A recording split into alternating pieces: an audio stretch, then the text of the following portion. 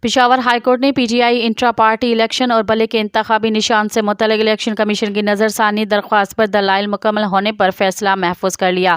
Peshawar high court کے justice اعجاز خان نے election commission کی نظر ثانی درخواست پر سماعت کے دوران الیکشن کمیشن کے وکیل سکندر مہمند سے استفسار کیا کہ سپریم کورٹ نے کوئی ایسا آرڈر دیا کہ کیا ایک ہائی کورٹ کا حکم پورے ملک کے لیے ہوتا ہے؟ اخبار میں پڑھتا تھا، کیا ایسے کوئی حکم بھی ہے؟ سکندر محمد نے کہا کہ بالکل، سپریم کورٹ نے آر او سے متعلق لاہور ہائی کورٹ کا فیصلہ معطل کیا تھا۔ پہلا پوائنٹ یہ ہے کہ یک طرفہ کارروائی کے تحت فیصلہ معطل کیا گیا۔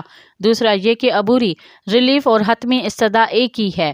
الیکشن کمیشن کے وکیل نے مزید کہا کہ الیکشن کمیشن کیس کا بنیادی فریق عدالت نے ایڈیشنل ایڈوکیٹ جنرل اور ڈپٹی اٹارنی جنرل کو سنا، جو صوبائی اور وفاقی حکومت کے نمائندے ہیں۔ مزید خبرن ۽ تفصيلات لاءِ وزٹ कयो असांजी वेबसाइट www.awamiNewsHD.com ऐं ॾिसंदा रहो अवामी न्यूज़ HD।